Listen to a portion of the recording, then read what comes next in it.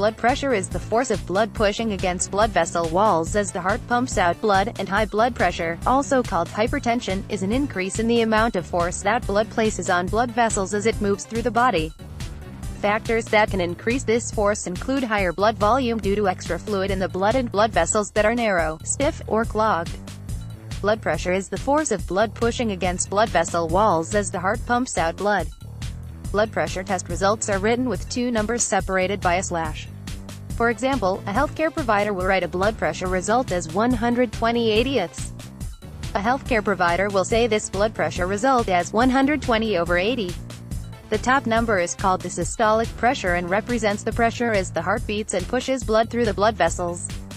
The bottom number is called the diastolic pressure and represents the pressure as blood vessels relax between heartbeats.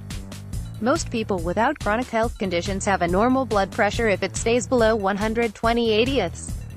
Prehypertension is a systolic pressure of 120 to 139 or a diastolic pressure of 80 to 89. High blood pressure is a systolic pressure of 140 or above or a diastolic pressure of 90 or above. 1 People should talk with their healthcare provider about their individual blood pressure goals and how often they should have their blood pressure checked. What are the kidneys and what do they do? The kidneys are two bean-shaped organs, each about the size of a fist. They are located just below the rib cage, one on each side of the spine. Every day, the two kidneys filter about 120 to 150 quarts of blood to produce about 1 to 2 quarts of urine, composed of wastes and extra fluid. The urine flows from the kidneys to the bladder through tubes called ureters. The bladder stores urine. When the bladder empties, urine flows out of the body through a tube called the urethra, located at the bottom of the bladder. In men the urethra is long, while in women it is short. Kidneys work at the microscopic level. The kidney is not one large filter. Each kidney is made up of about 1 million filtering units called nephrons. Each nephron filters a small amount of blood. The nephron includes a filter, called the glomerulus, and a tubule. The nephrons work through a two-step process. The glomerulus lets fluid and waste products pass through it, however, it prevents blood cells and large molecules, mostly proteins, from passing. The filtered fluid then passes through the tubule, which sends needed minerals back to the bloodstream and removes wastes. The final product becomes urine. Each kidney is made up of about 1 million filtering units called nephrons. How does high blood pressure affect the kidneys? High blood pressure can damage blood vessels in the kidneys, reducing their ability to work properly. When the force of blood flow is high, blood vessels stretch so blood flows more easily. Eventually, this stretching scars and weakens blood vessels throughout the body, including those in the kidneys. If the kidneys' blood vessels are damaged, they may stop removing wastes and extra fluid from the body. Extra fluid in the blood vessels may then raise blood pressure even more, creating a dangerous cycle.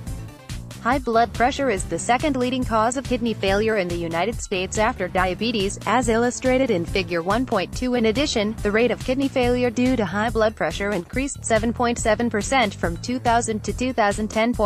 Figure 1. Causes of kidney failure in the United States. Source: Health, United States, 2011, Table 51. End-stage renal disease patients, by selected characteristics, United States, selected years 1980 to 2010. Centers for Disease Control and Prevention website. www.cdc.gov/nch/data/hus/2011/051.pdf PDF 25 kilobytes. Updated 2011. Accessed December 20, 2013. What are the symptoms of high blood pressure and kidney disease? Most people with high blood pressure do not have symptoms. In rare cases, high blood pressure can cause headaches. Kidney disease also does not have symptoms in the early stages. A person may have swelling called edema, which happens when the kidneys cannot get rid of extra fluid and salt. Edema can occur in the legs, feet, or ankles and less often in the hands or face. Once kidney function decreases further, symptoms can include appetite loss, nausea, vomiting, drowsiness or feeling tired, trouble concentrating, sleep problems, increased or decreased urination, generalized itching or numbness, dry skin, headaches, weight loss, darkened skin, muscle cramps, shortness.